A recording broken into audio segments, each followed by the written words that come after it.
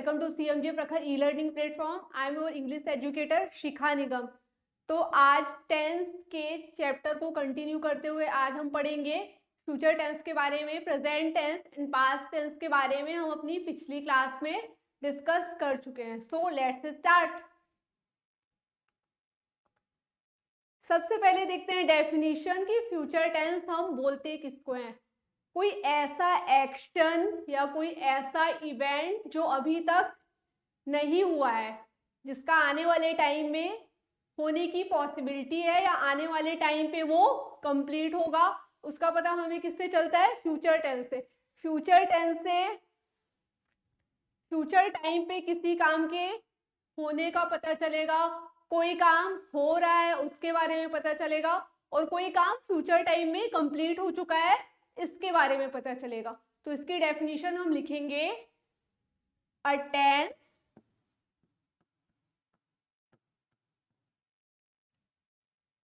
expressing an action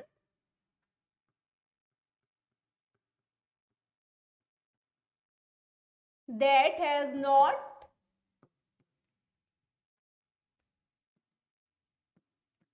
yet happened.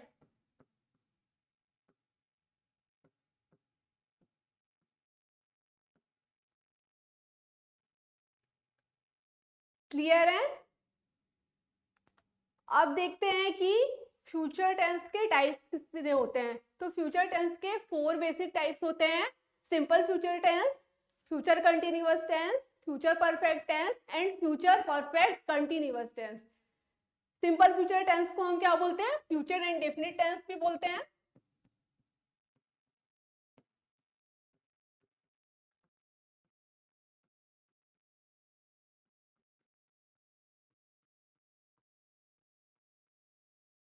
And future continuous tense को हम क्या बोलते हैं? Future progressive tense.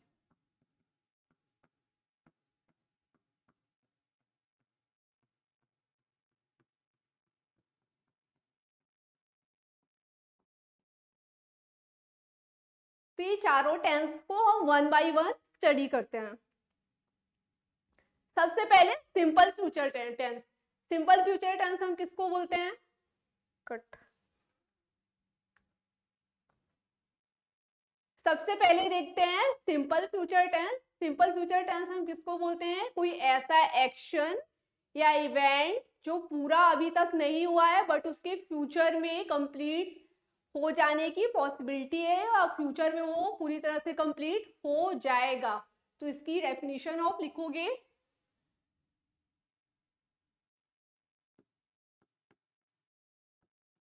Simple future tense define an action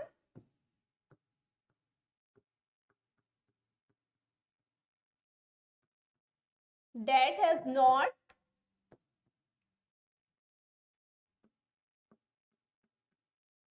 yet completed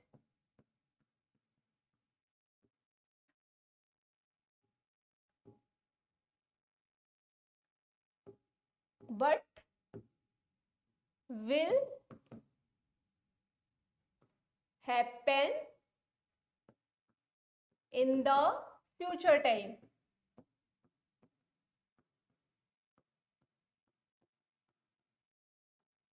is it clear? अब इसका structure देख लेते हैं।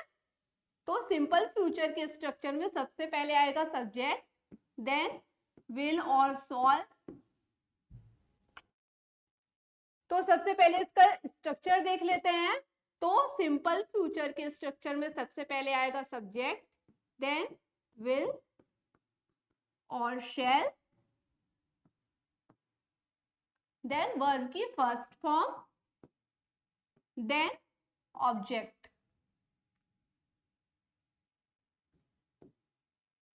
अब हम विल किसके साथ लगाएंगे एंड शैल किसके साथ लगाएंगे? तो आजकल मॉडर्न इंग्लिश में क्या है, शैल का यूज जो है बहुत अनकॉमन हो गया है। आप सारे सब्जेक्ट, चाहे वो सिंगुलर हो चाहे वो प्लूरल हो, सारे के साथ आप विल लगा सकते हो। बट नॉलेज के लिए आपको पता होना चाहिए कि हम शेल किसके साथ लगाते हैं, तो शेल लगाओगे आप आई और वी के साथ।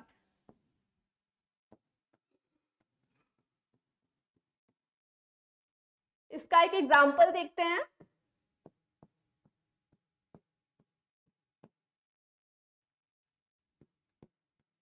दे will pass the exam.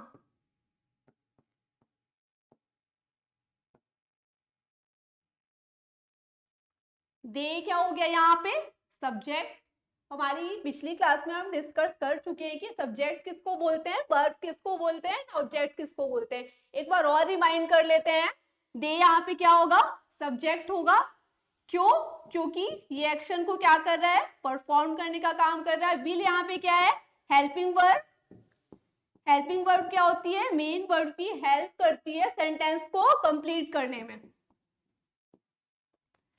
Then यहाँ पे एक्शन क्या हो रहा है, पास, तो ये आपका क्या हो जाएगा, वर्ब।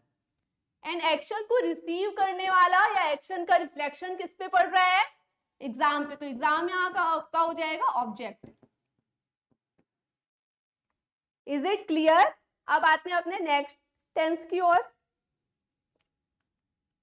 अब सिंपल फ्यूचर टेंस का नेगेटिव और इंट्रोगेटिव सेंटेंस देख लेते हैं। तो नेगेटिव सेंटेंस क्या होता है, जिसमें सेंस क्या निकले, नेगेटिव। और इंट्रोगेटिव सेंटेंस क्या होते हैं, क्वेश्चन रिलेटेड सेंटेंस को हम क्या बोलते हैं, इंटरोगेटिव सेंटेंस। तो सबसे पहले देखते हैं नेगेटिव का स्ट्रक्चर। इसमें सबसे पहले आप लोगे सब्जेक्ट, देन विल और shall, then not, then verb की फर्स्ट फॉर्म, देन ऑब्जेक्ट। इसका एक एग्जांपल लेते हैं हम। He will not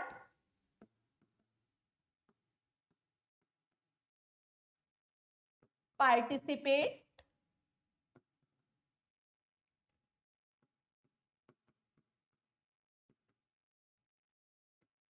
in the function.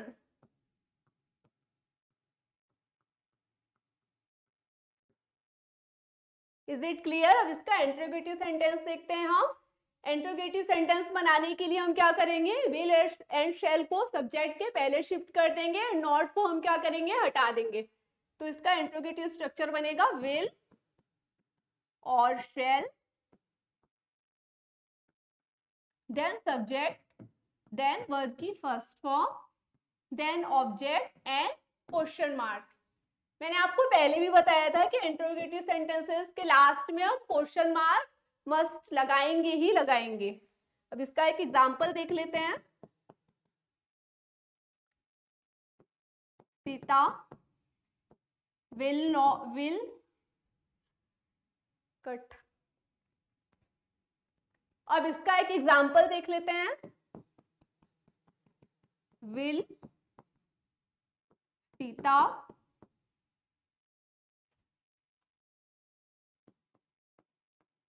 Cook the food and question mark.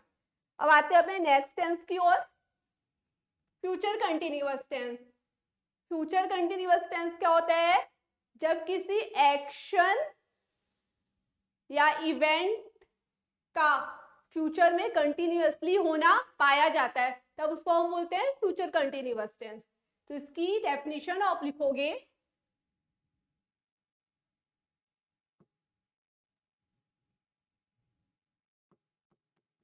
Future continuous tense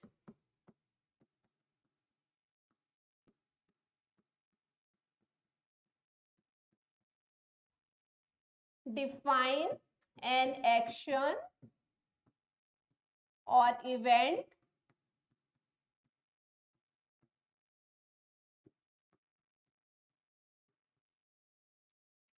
that is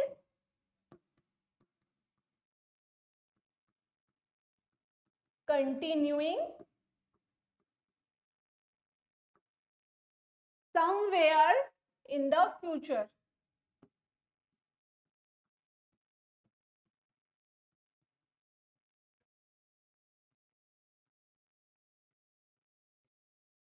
clear. अब इसका structure देख लेते हैं। स्ट्रक्चर में आप लिखोगे सबसे पहले सब्जेक्ट, देन विल और शैल, देन वी, और कंटिन्यूअस में हमेशा वर्ब का कौन सा फॉर्म लगता है, आईएनजी फॉर्म लगता है। चाहे आप प्रेजेंट का कंटिन्यूअस बनाओ, चाहे पास्ट का बनाओ और फ्यूचर का बनाओ, वहां पे वर्ब की कौन सी फॉर्म आएगी, हमेशा आईएनजी फॉर्म, वर्ब की आईएनजी फॉर्म, देन ऑब्जेक्ट। अब इसका एक एग्जांपल देख लेते हैं।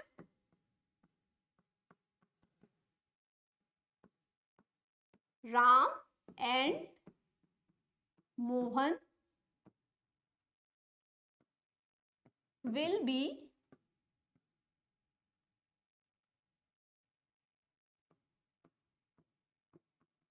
knitting the sweater.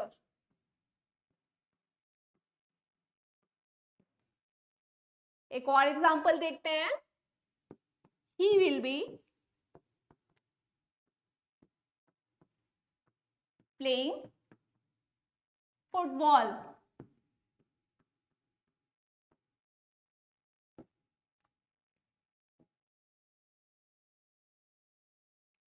Is it clear. अब इसका नेगेटिव एंड इंट्रोगेटिव सेंटेंस देख लेते हैं। नेगेटिव सेंटेंस कैसे लिखेंगे, सबसे पहले आएगा सब्जेक्ट, देन विल और shall, then not, then be, then verb की आईएनजी फॉर्म, एन ऑब्जेक्ट। अब इसका एक एग्जांपल देख लेते हैं। She will not be making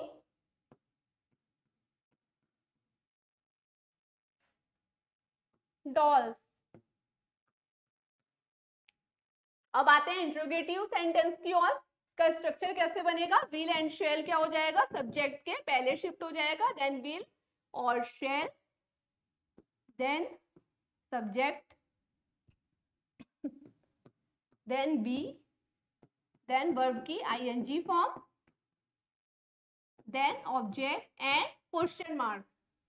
इसका भी एक एग्जांपल हम देख लेते हैं। Will they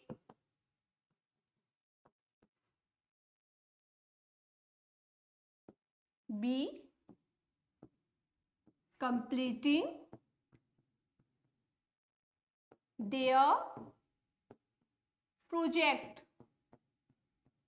and question mark.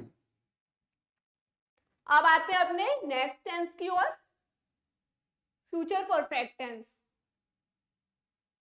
Future perfect tense में क्या होता है, जब कोई एक्शन या कोई इवेंट फ्यूचर टाइम पे कंप्लीट हो चुका होगा, तो वहां पे कौन सा टेंस हम यूज करेंगे, फ्यूचर परफेक्ट टेंस। अब इसकी डेफिनेशन देख लेते हैं। Future perfect tense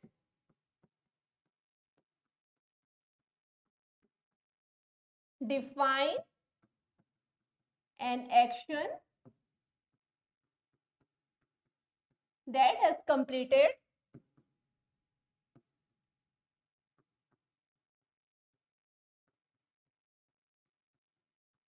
somewhere in the future.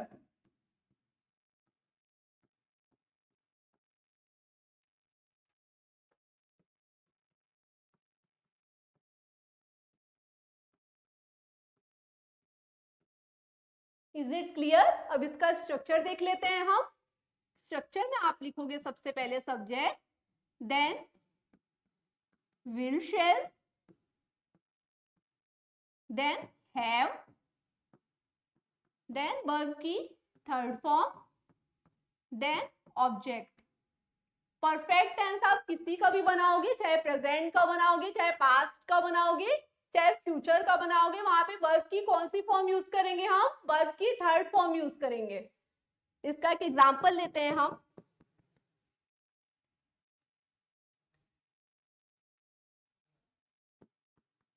Mummy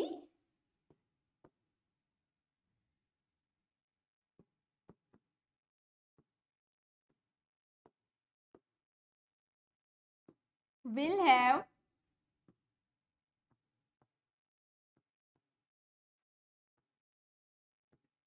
told a story at the night.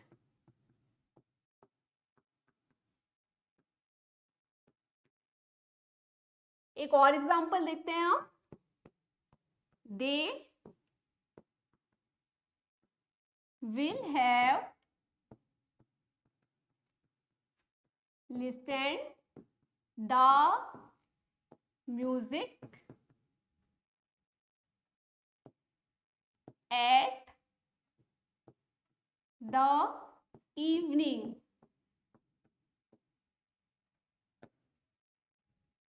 Clear है. अब इसका नेगेटिव एंड इंट्रोगेटिव स्ट्रक्चर देख लेते हैं. इसका नेगेटिव बनाने के लिए आप सबसे पहले लिखोगे सब्जेक्ट, देन विल और shall, then not, then have, then verb की थर्ड फॉर्म, देन ऑब्जेक्ट. इसका भी एक एग्जांपल लेते हैं.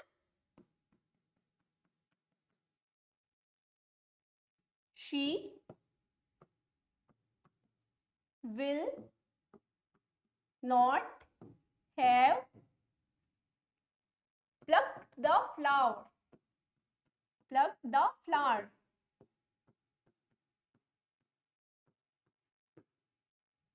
ओके, अब इसके इंट्रोगेटिव स्ट्रक्चर को देखते हैं. इंट्रोगेटिव स्ट्रक्चर में क्या होगा? विल शैल क्या हो जाएगा? सब्जेक्ट के पहले शिफ्ट हो जाएगा एंड नॉट को हम क्या करेंगे? हाइड कर देंगे. देन हमारा स्ट्रक्चर होगा will shall, then subject, then have, then verb की third form, then object and question mark. अब इसका भी एक एग्जांपल देख लेते हैं.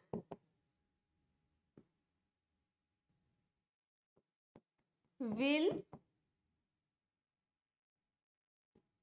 दे have collected the garbage and question mark. It is clear?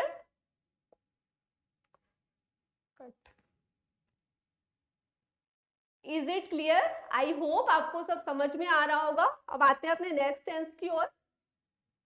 Future perfect continuous tense में क्या होगा? कोई एक्शन या इवेंट स्टार्ट या तो प्रेजेंट में हुआ होगा या पास्ट टाइम में स्टार्ट हुआ होगा या हो सकता है फ्यूचर में भी स्टार्ट हुआ हो, बट वो स्टिल क्या है? कंटिन्यू है और उसके आगे भी कंटिन्यूअसली रहने की पॉसिबिलिटीज है. तो ऐसे सेंटेंस में हम कौन सा टेंस यूज करेंगे? Future perfect continuous tense. तो इसकी डेफिनेशन आप लिखोगे an action that will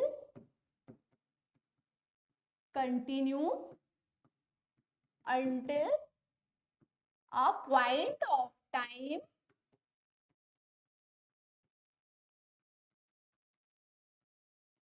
in the future.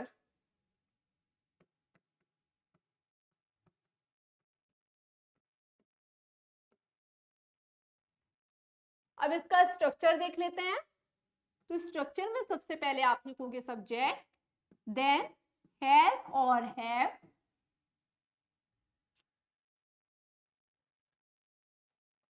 तो इसका स्ट्रक्चर देख लेते हैं. स्ट्रक्चर में आप लिखोगे सबसे पहले सब्जेक्ट, देन विल और shall, then have been, then verb की ING form, then object and for or since.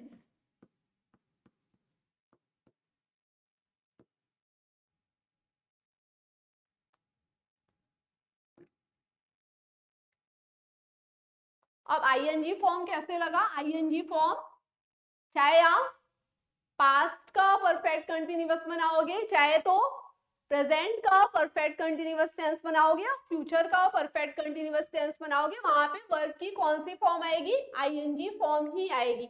For or since के बारे में मैंने आपको प्रीवियस क्लास में भी बता चुका है। फॉर का यूज हम करते हैं इंडिफिनिट टाइम के लिए और सिंस का यूज करते हैं डिफिनिट टाइम के लिए। अब इसका एक एग्जांपल देख लेते हैं।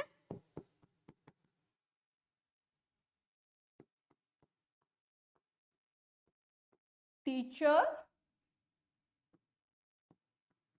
will have been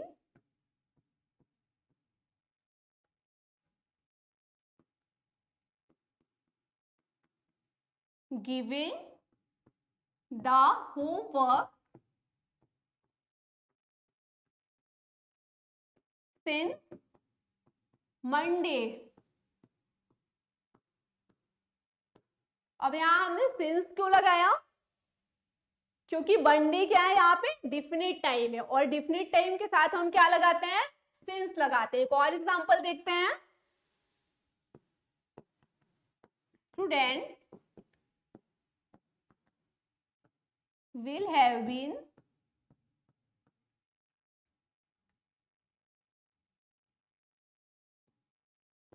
working for 5 hours। हमने यहाँ पे 5 आवर्स के साथ 4 क्यों लगाया, क्योंकि मैंने अभी बताया फॉर का यूज हम किसके साथ करते हैं, इनडेफिनिट टाइम, ऐसा टाइम जो कि फिक्स नहीं होता है। अब इसका नेगेटिव एंड इंट्रोगेटिव स्ट्रक्चर भी देख लेते हैं। तो सबसे पहले देखते हैं नेगेटिव स्ट्रक्चर। इसमें सबसे पहले आप लिखोगे सब्जेक्ट, देन विल और शैल,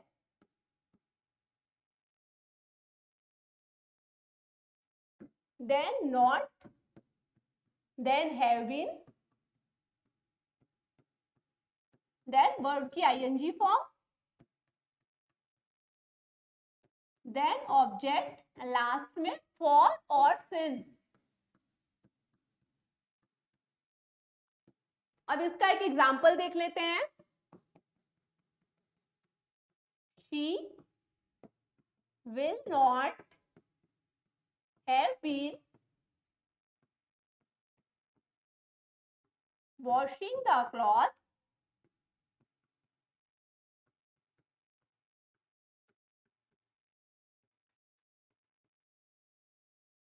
since 2 o'clock।